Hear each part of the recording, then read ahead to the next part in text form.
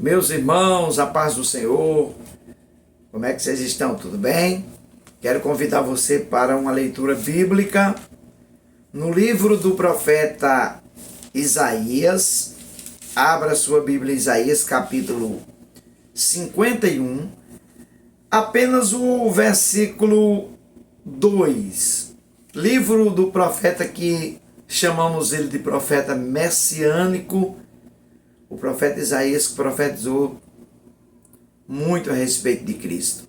E eu gostaria de ler um texto em Isaías 51, 2, que diz assim, Olhai para Abraão vosso pai, e para Sara, que vos deu a luz, porque sendo ele só, o chamei, o abençoei e o multipliquei. Eu estava fazendo uma reflexão aqui nesse versículo de Isaías 51, verso 2. Deus está usando o profeta naquela época para dizer para o seu povo: dá uma olhada no retrovisor da vida, deem uma olhada aí para o passado e vejam duas pessoas que eu chamei para, através delas, fazer uma grande obra. Deus disse assim: olhem para Abraão, olhai para Abraão e para Sara, que vos deu a luz. Aí Deus diz assim: sendo ele só, eu fiz 3 coisas com Abraão e com a Sara. Olha o que é que Deus disse: eu o chamei, o abençoei e o multipliquei.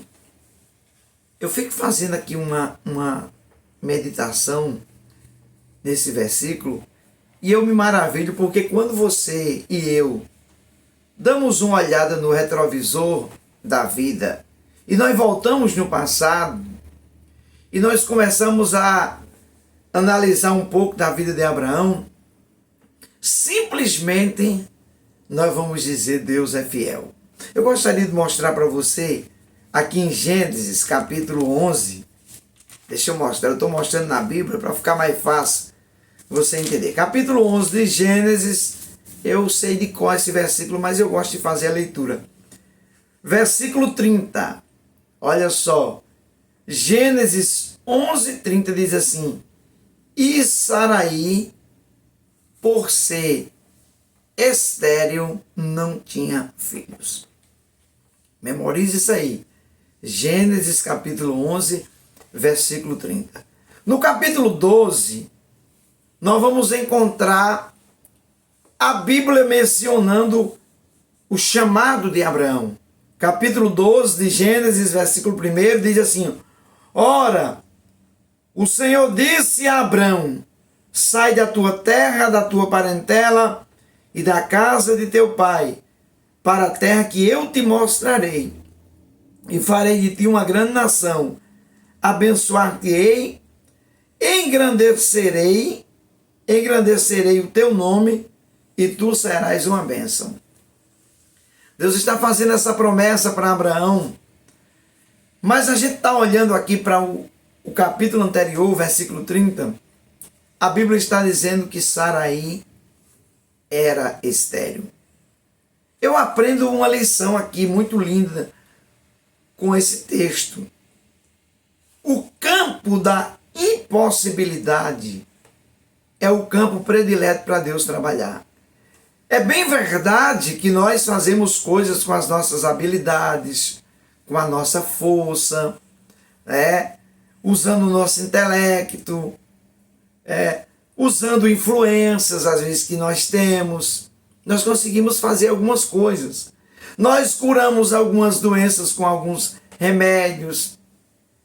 Mas nós, olhando para a nossa vida, nós percebemos que há coisas que nós não podemos fazer usando nosso intelecto. Nós não podemos fazer usando as nossas estratégias, as nossas forças, a nossa influência. Tem coisas que fogem do nosso alcance. E só quem pode fazer em nós e por nós é Deus. Eu vejo isso literalmente na vida de Abraão. Deus está dizendo para Abraão: Abraão, saia do meio da sua parentela, saia da sua terra e vai para um lugar que eu vou lhe mostrar. Não tinha nada definido a respeito do lugar. Deus não deu o nome do lugar que Abraão ia. Deus apenas falou: sai da terra que você está, sai do meio da parentela e vai para um lugar que eu vou lhe mostrar. Só segue na minha direção, Abraão, que eu vou te mostrar. Agora é interessante que Deus diz aqui no capítulo 12, versículo 2 de Gênesis: e farei de ti uma grande nação, abençoar-te-ei, engrandecerei o teu nome e tu serás uma bênção. Olha o tamanho da promessa que Deus está fazendo para esse homem. E quem conhece a história de Abraão, a história dos hebreus, a gente sabe que Deus cumpriu na íntegra essa promessa na vida de Abraão. Agora, o que me chama a atenção aqui é que Deus está chamando um homem, esposo de uma mulher estéril, e está dizendo: eu vou fazer de você uma grande nação. É isso que me deixa maravilhado em saber da responsabilidade que Deus tem com a sua palavra. Deixa eu ler aqui para vocês o Salmo 138, por favor, se você quiser ler comigo. Eu estou trazendo aqui uma palavra de ensino e eu gostaria que você atentasse para isso que eu estou lhe ensinando dentro das Sagradas Escrituras. O Salmo 138, olha só lembrando que salmos não são capítulos nem versículos, são livros e versos, né? Só a título de informação. Salmo 138, versículo 2. Eu vou ler o versículo inteiro, mas eu preciso só da parte C, mas eu vou ler o versículo inteiro. Salmo 138, 2 diz assim: inclinar-me-ei para o teu santo templo e louvarei o teu nome pela tua benignidade e pela tua verdade. Olha só a parte C. Pois engrandecestes a tua palavra acima do seu próprio nome. Gente, quando eu li isso aqui, eu fiquei pensando assim: meu Deus, que coisa linda! Olha o compromisso que Deus tem com a palavra dele. Deus pega a sua palavra. Davi está dizendo aqui, esse Salmo 138 foi escrito por Davi, um salmo de louvor pela aceitação divina, é o tema do salmo. Olha o que é que Davi está descrevendo aqui na parte C do verso 2 do Salmo 138. Ele está dizendo: engrandecestes a tua palavra acima do seu próprio nome. Gente, eu estou falando aqui do nome de Deus, o nome soberano, o nome que está acima de todos os nomes, o nome que diante dele todo joelho se dobra, o nome respeitado, honrado no céu, respeitado na terra e reverenciado no próprio inferno. Os demônios conhecem o nome de Deus, mas quando se trata da sua palavra, daquilo que ele profere, ele está colocando sua palavra acima do seu próprio nome. E eu tenho alguns textos bíblicos para partilhar desse assunto com você. Por exemplo, Isaías 55, versículo 11. Deixa eu ler para você, eu quero ler.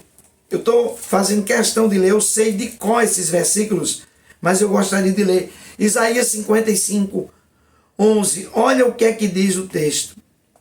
Isaías 55, 11. Assim será a minha palavra que sair da minha boca. Ela não voltará para mim vazia, antes fará o que me apraz e prosperará naquilo que a enviei. Olha o que é que o profeta Isaías está dizendo. Que a palavra que sair da boca de Deus não voltará para Deus vazia, mas antes fará aquilo que lhe apraz. Lembra do que está escrito aqui em Gênesis, no começo de tudo, quando Deus disse com a sua palavra: haja luz, e houve luz. Haja separação entre as águas e a terra seca, houve separação. Ou seja, o poder supremo das palavras de Deus. No livro de Números 23:19, está escrito assim: Deus não é o homem para que minta, e nem filho do homem para que se arrependa. Porventura diria o Senhor e não cumpriria? Gente, isso é muito lindo. Olha o compromisso que Deus tem com essa palavra. Em Mateus 24:35, Jesus foi bem enfático quando ele disse assim, ó: passa os céus, passam a terra, passam o mar, mas as minhas palavras, elas não hão de passar. Palavra fiel e verdadeira. No livro de Jeremias, capítulo 1, esse aqui eu quero fazer questão de ler, livro do profeta Jeremias. Olha o que é que Jeremias vai falar no seu livro sobre o poder da palavra de Deus. Olha só que coisa mais linda, gente. Eu estou falando aqui da soberania da palavra de Deus.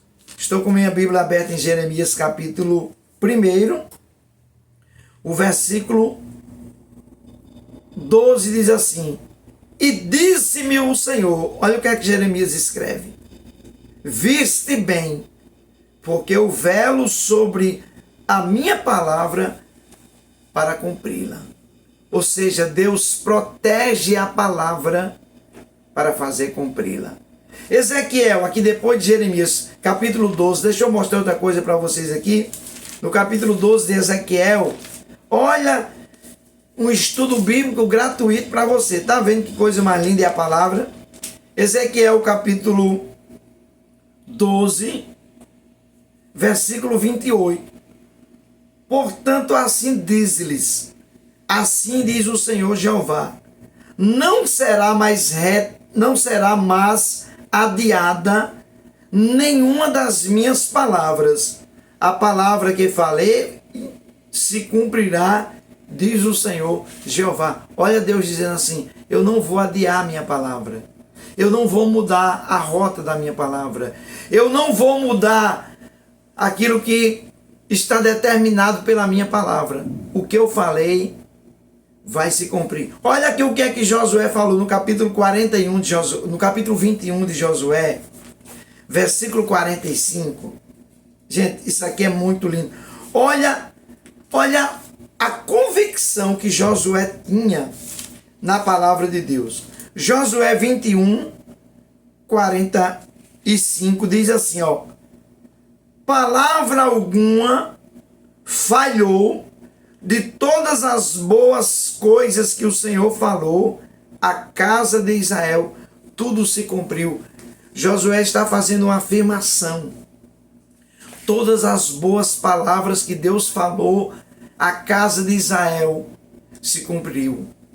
Então, nós olhando aqui para o Salmo 138, verso 2, a parte C, nós vamos entender o compromisso que Deus tem com a palavra. Por isso que Deus disse a Abraão, em Gênesis 12, 2, onde fizemos leitura: Abraão, sai da sua casa, da sua parentela, sai da sua terra e vai para um lugar que eu te mostrarei, porque eu vou fazer de ti uma grande nação, eu vou te abençoar, eu vou multiplicar. Aqui em Isaías 51, verso 2, onde fizemos leitura no início, o Senhor disse ao povo, usando o profeta Isaías: olhem para Abraão e para Sara, sendo eles só, eu chamei, multipliquei e abençoei. Deus chamou Abraão para uma grande obra, para ser pai de nações, mas Deus chamou um homem esposo de uma mulher estéril. Eu aprendo com a Bíblia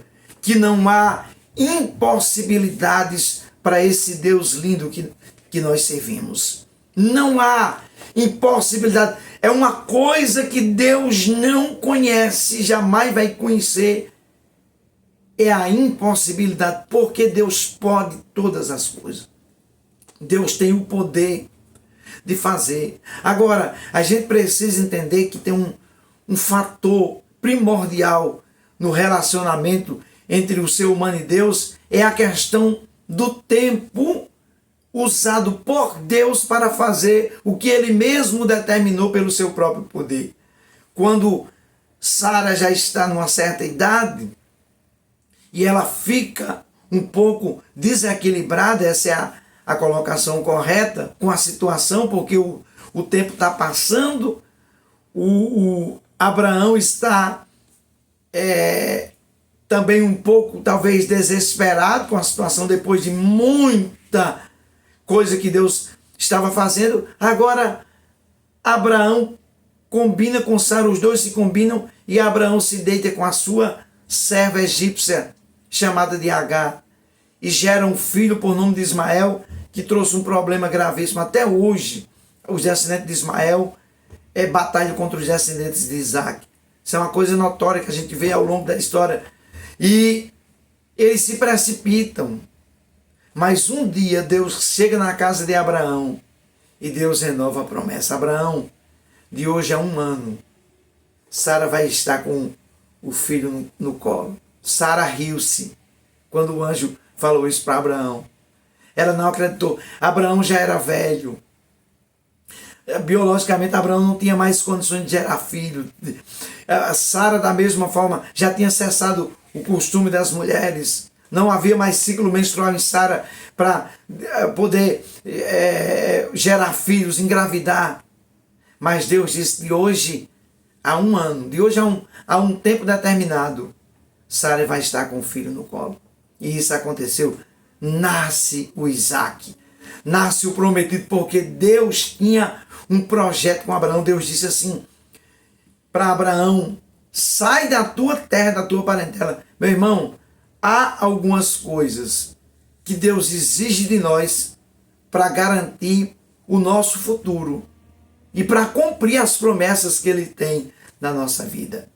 Deus disse assim para Abraão, no capítulo 15 de Gênesis, Abraão, eu vou fazer 2 coisas com você. Primeiro, eu vou ser o seu escudo para lhe defender. Gênesis primeiro fala sobre isso. E Deus está dizendo assim para Abraão, eu vou lhe defender. E quantas vezes Deus defendeu Abraão quando entrou nas batalhas? Lembra quando prenderam o seu sobrinho Ló? Abraão pega 318 servos nascidos na sua casa que não tinham nenhuma instrução de guerra, não tinham habilidades para a guerra, e vai lá e vence uma batalha contra vários reis, contra homens dotados de inteligência na área da guerra. Porque Deus tinha dito a Abraão, eu vou defender você. Quantas vezes Deus defendeu Abraão? Todas as vezes que precisou. E Deus disse assim, eu sou o teu escudo para te defender e eu sou o teu grandíssimo galardão. Galardão fala de recompensa. Aí a gente vai olhar para esse texto e vai entender como Deus cuida das promessas. E tudo se cumpriu na vida de Abraão. Por isso que Isaías vai dizer para os descendentes de Abraão da sua época, olhem para Abraão, vosso pai, e para Sara, sendo ele só, eu chamei, abençoei e multipliquei. Eu quero fazer uma aplicação dentro desse texto que nós estamos refletindo nesse dia de hoje. Meu querido, eu mostrei para você um pouquinho, de forma resumida, o Deus que chamou Abraão, o Deus que fez na vida de Abraão e na sua descendência até hoje. Até hoje, a promessa de Deus continua intacta sobre a casa de Abraão. Agora eu quero fazer uma aplicação, dizer para você que está vivendo debaixo de promessa de Deus. Primeiro, nós aceitamos Jesus como Salvador. E no capítulo 11, versículo 25 do Evangelho de João, Jesus nos fez uma promessa simplesmente sensacional para a gente dormir sossegado. Jesus disse assim, aquele que crê em mim, ainda que esteja morto, viverá. O que eu quero perguntar a você neste dia é o seguinte, o que é que está lhe atormentando? Pastor, eu fiz questão de falar esse assunto primeiro, é o medo de morrer, mas olha a promessa, aquele que crê em mim, ainda que esteja morto, viverá, é preciosa diante do Senhor, dos olhos do Senhor, é preciosa a morte de um justo, de alguém que foi justificado pelo sangue de Jesus. Segundo, o que é que está incomodando você? É uma enfermidade? É um problema de saúde? Eu já disse para vocês aqui, provei por A e mais B dentro das Escrituras, que não existe impossibilidade para Deus. No capítulo 1 de Lucas, versículo 37, está escrito que não existe nada impossível para Deus. Nós temos ouvido ao longo desses 30 anos que eu sirvo a Jesus, que a gente está fazendo a obra de Deus, eu tenho visto Deus fazer milagre e eu tenho ouvido quantas pessoas contarem coisas simplesmente extraordinárias que Deus tem feito por meio da fé, por meio da oração. Então, o que é que está lhe incomodando? É um problema na sua vida financeira? Se é, Deus tem poder para fazer um milagre nas suas finanças. Aonde é que está lhe incomodando o problema? Saiba que Deus é poderoso para fazer milagre. Descanse o seu coração e mergulhe nas promessas de Deus, porque Deus, Ele é fiel. Deus abençoe você e a sua casa, em nome de Jesus Cristo.